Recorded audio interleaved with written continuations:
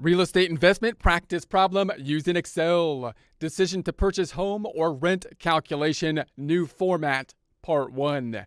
Get ready because we're raising the stakes with real estate. Here we are in our Excel worksheet. If you have access to the Excel worksheet, would like to follow along, note that we have 3 tabs down below: example, practice, and blank. Let's take a look at them now, starting with the example tab, in essence being an answer key. We have a similar problem as we have seen in the past. However, difference in the formatting. Formatting I think is going to be a little bit more aesthetically appealing, which could be good because it might be easier to follow that way, and it might be easier for some people to adapt a worksheet like this to whatever their current needs are for the decisions that they are making. There will be pros and cons to the different types of formats with this problem and the practice problem that we did prior, which we will point out as we go. We're looking at the decision between purchasing and renting from a financial type of decision, looking at this from the standpoint as if we're renting at this point in time. Therefore, we got a cash outflow going at this point in time.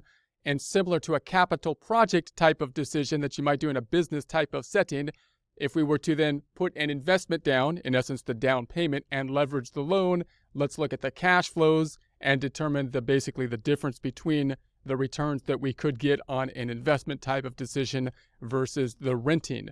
That's going to be the general idea. We look at it in terms of the cash flow so we can make those comparisons. In order to do that, we're going to have to make some assumptions. The assumptions we'll make in this practice problem will be on the left. Note that once you have the worksheet set up, you can then adjust these assumptions, and most of it will populate throughout the problem. So once you have whatever the scenario makes sense to you, lining it up to your data on the left, you should be able to populate that through and make adjustments and run different scenarios with it. So we're going to make the purchase price the $400,000. We're going to assume the renting is $24,000, which is $2,000 times 12, $2,000 a month times 12. So those are going to be our options we have. We could purchase a new place for $400,000, we're thinking, or we can continue renting, imagining our scenario, $24,000 a year, $2,000 a month. The rental growth we're going to estimate at 2%, meaning you can think of that kind of like inflation. We expect inflation to go up at 2%. We expect, in essence, our rental price to go up maybe possibly about 2%. The property growth, we're also going to say at 2%, keeping it in alignment with, in essence, inflation, what we're going to say in this practice problem, noting that this is one thing that you can change in your scenario. If you are thinking that the property growth could be greater than that amount, then, of course, you can make adjustments. That's one of the things that you can run different scenarios on. We've got the insurance costs that we're going to say are going to be there on a monthly basis if we were to purchase the home, maintenance on a monthly basis, expense growth, meaning 2% growth in essence for inflation again for those 2 items also growing as time passes. We're going to say our marginal tax rate, the highest tax rate that we pay at, is going to be at 20%. Instead of using the average tax rate, because this is going to be a decision we make at the margin, as economists say, as of this point going forward, and we're currently being taxed at our last dollar at the last tax rate, the marginal tax rate. Capital gains rates, if we're subject to them, which we may not at the point of selling the property, are usually going to be lower than your capital gains rates, possibly. And you might have a huge exemption that'll just wipe them out entirely, so they might not be an issue. But we're going to say 15%.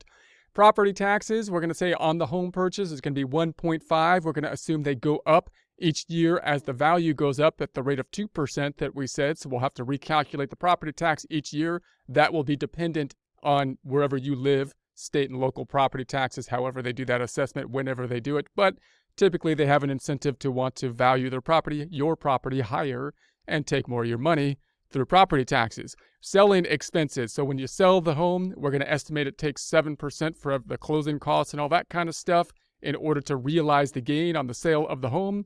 We've got the loan amount we're going to say is 20% of the purchase price, or $320,000. The interest rate we're going to say is 7% for a 30-year loan, and then we'll calculate our payment information and so on down below. Now, some of the stuff can get more complicated for your particular circumstances. So again, this is kind of an idea of how we would compare these things out. Similar to a capital budgeting decision, looking at the cash flows. One of the most confusing components, however, being the fact that we're expecting, unlike a capital project where we're buying like equipment or something like a forklift that's going to go down in value over time, and we can estimate that decrease in value. This we expect to go up in value, hopefully, over time, which is going to be a key component. We're not going to be able to realize the gain on the value of the property that goes up, however, unless we sell it or refinance. And so the cash flow is another thing that you always want to be keeping in mind when you're thinking about the real estate investments. So we'll then calculate the amortization table. We'll calculate a pivot table. We'll actually do the pivot table two ways. This time, this is like the normal kind of amortization format. We'll reverse it because we want to then organize our data now instead of like last time where we had all the years going down on the columns. We're going to put the years up on the headers. And this is the difference in the formatting. We're just basically reversing the columns and the rows. That makes it easier for us to put our column header up top. The problem is it doesn't line up to this nice vertical format that we've seen like in the amortization table that I pulled over to the pivot table. So that'll cause a little bit of a tweak, but we'll figure it out. We'll do the loan summary information, which is the information we got from the amortization table. We'll actually calculate it out this time and just check it to the amortization table. We'll then take a look at the property value going up at that 2%. We'll calculate that. We'll take a look at the cash flow for the home purchase before taxes. Notice how we have this long header we can put when we do this format instead of like squishing it into a header or adding different headers and so on. And then we've got the years, breaking that out by years. We've got the cash flow, home purchase for tax sales. So cash flow for the home purchase for the taxes, meaning this tax savings we'll get for the deductible components of it, the interest and the property taxes. Cash flow home purchase after taxes.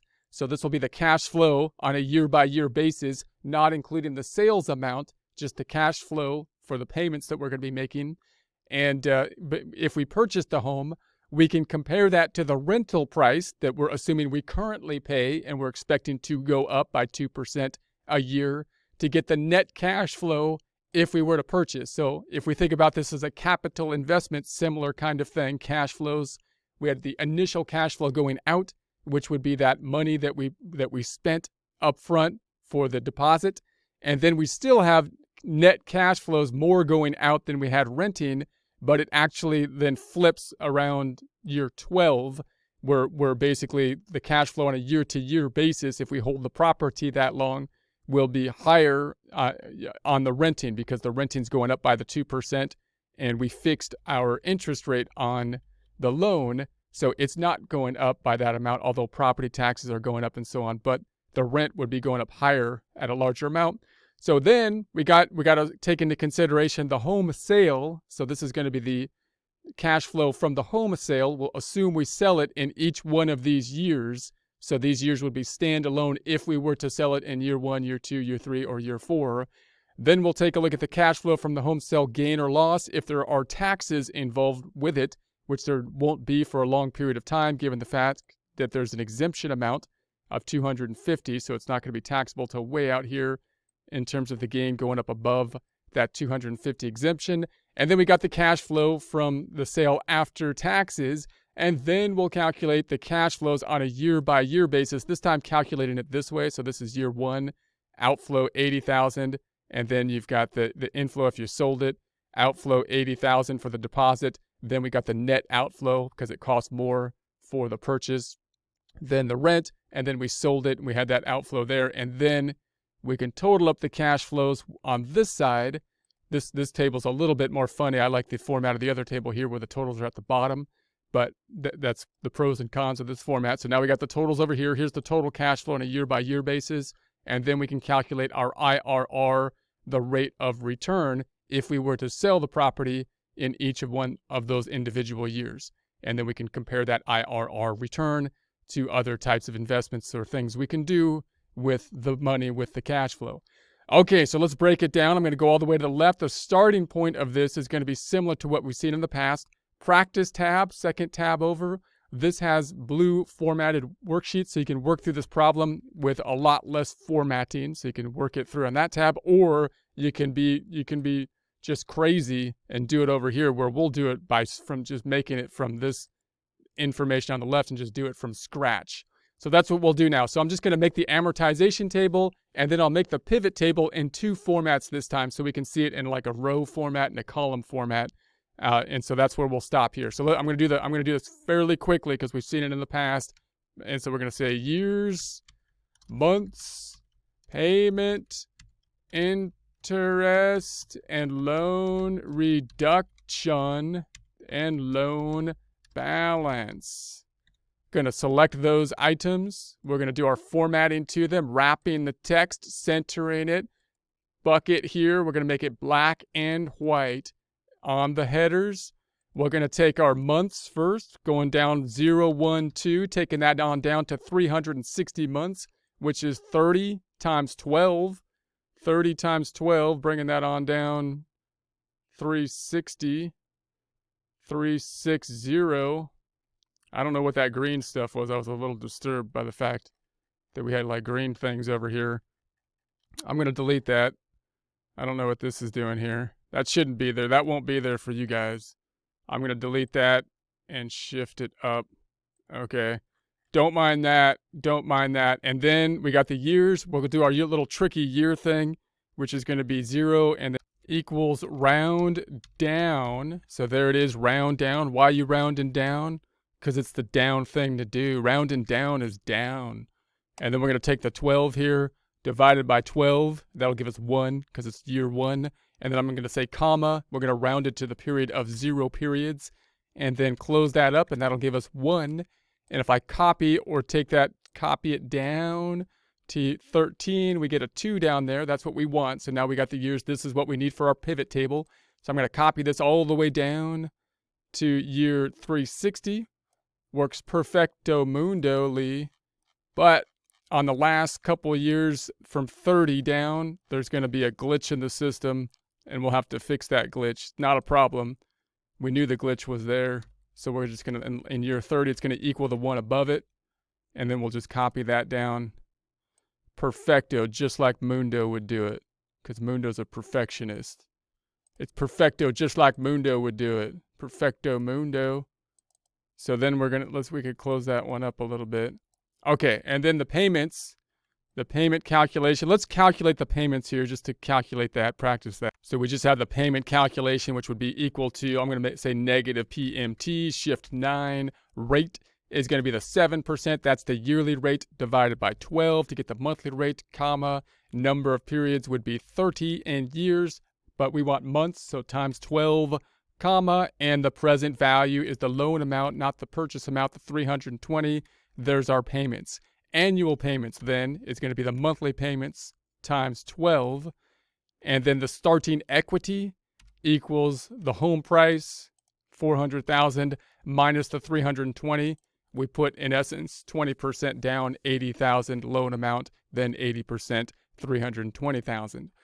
All right, so now we can get our payments. So let's center this one. Let's do some centering. Center that. Needs to be centered, just like I am. I'm totally centered. Here we go. We're going to say this is 0, and then the loan balance is going to be 320. 320. Payment amount is going to be equal to this amount down here, the 2,128. We're going to say F4 on the keyboard, making it absolute, $ before the B and the 19. Enter. Copy that down with the autofill handle button. If I can't get a handle on it, it's slippery. We're going to then say this is going to be equal to the 320,000 times the rate, which is the 7%. That's outside our table. Therefore, F4 on the keyboard, $ before the B and the 12. That's for the year, dividing it by 12 for the month. Enter. Copying that down, which is going to give me a bunch of zeros until I do the rest of it. Loan balance reduction is going to be the 2129 minus the 1867. Copying that down. And then lastly, we got the loan balance, which is going to equal the prior balance minus the change, which will make everything work once we copy it down.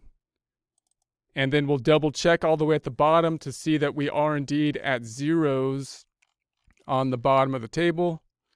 So there it is, we're at zeros.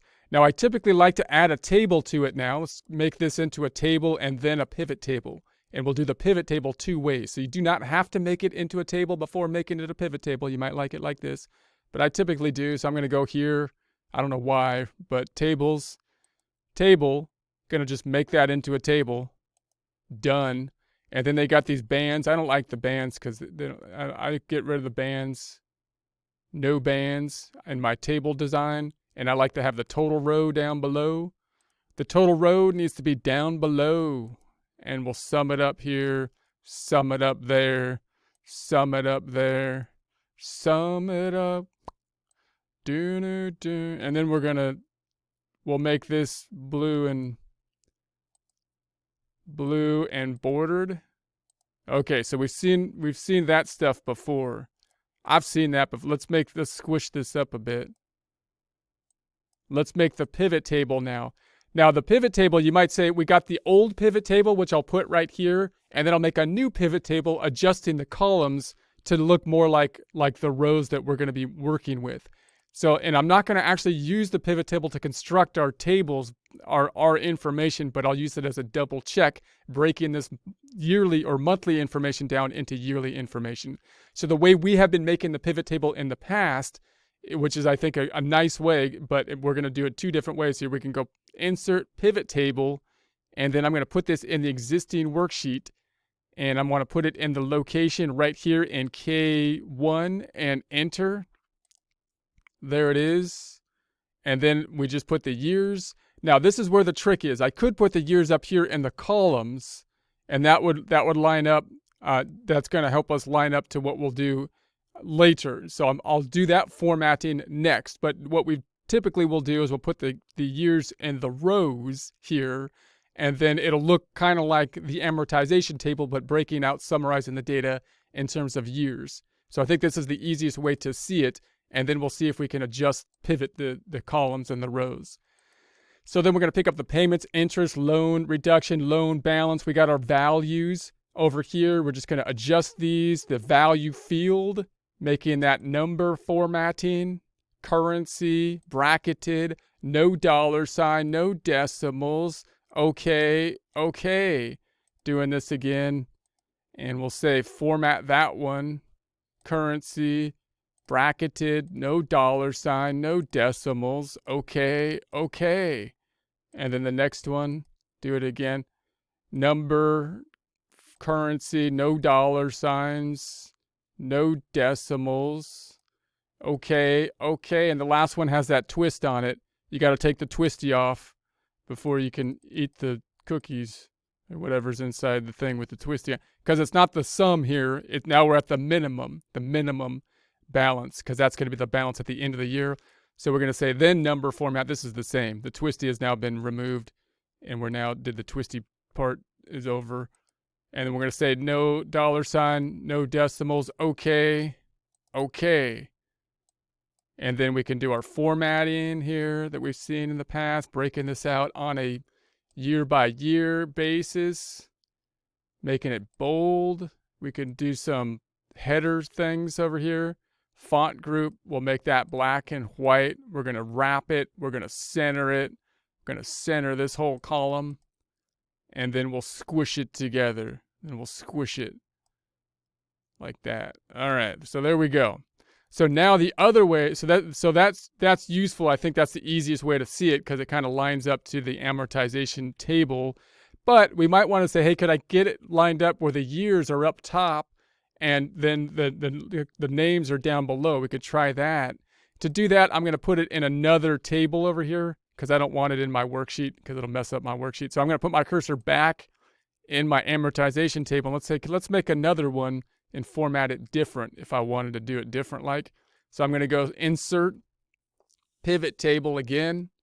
This time I'm going to put it in a new tab. So it's going to make a new tab for my pivot table. And it's going to be just called table 1. I'll keep that. And then, okay, there it is. I'm going to move it to the right because I want it to the right here. And I'm just going to call it piv tab. Piv tab. Tab. That's not right. I'll just call it piv. So piv. So then I'm gonna make this a little larger down here. So we're increasing it to 160, let's say. And then we'll put our cursor on this thing, which will give us our information for the pivot table analysis and design. So now I'm going to add the years again, but this time, let's not pull it into the rows. Let's pull it into the columns and see if I can do kind of the opposite type of thing. So now we got the years up top. Now when we go to the payments, the interest. So we got, hold on a second. Let me do that one at a time. Payments. So there we have that. And then interest. This time I'm going to move this sum calculation now down to the rows. Going to move the sums down to the rows. So there we have it. So now we got the columns up top on the years and the rows giving us our data. So then I'm going to go to the loan and then the loan balance. We can summarize kind of in essence the same data here, but reverse the information to kind of line up to the way we're going to do it. We're in essence going to reconstruct this using formulas and kind of double check our numbers, but you could use this pivot table if you so choose.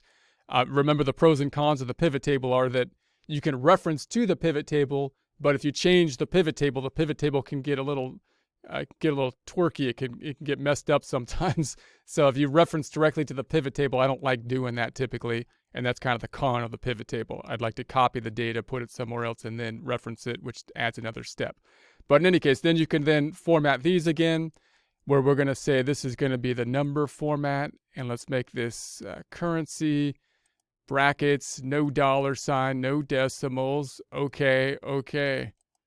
We're going to do this again. We have to hear this again. Yeah, this is important. We have to format it. Currency, brackets, no dollar sign, no decimals. Okay. Third one, we're going to go format the thing. We want to say number format, currency, brackets, no dollar sign, no decimals. Okay. And lastly, the one with a twisty on it, we got to take the twisty into account. That's going to be the sum is not it, the min. That's what we want in the loan balance. Then we number the format number thing. Currency, brackets, no dollar sign, no decimals. That's the same part. Okay.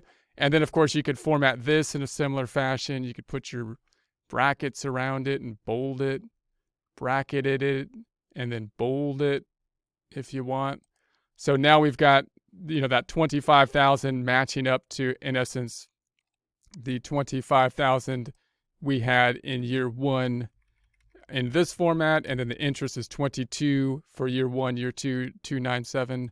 Here, the interest is for year one, 25. That's the payments. Year one, 22, 297, 2262. So that looks right. Looks like it's lining up. And then the loan reduction, 3251. So we've got the 3251 loan balances, 316749, 316749. So you could adjust your pivot table. It's a little less natural for me to convert from the amortization into this format, but you could use this in a similar way as we did with the prior practice problem, and then in essence use your pivot table to construct the rest of your data. What I'm going to do this time is construct something that looks like this pivot table data over here. We'll do that next time, and we'll do that with formulas and just basically double check that we got things right with the pivot table. And that way, if you do it with formulas, it should automatically update when we update the data on the right without having to refresh the pivot table. So those are some of the pros and cons.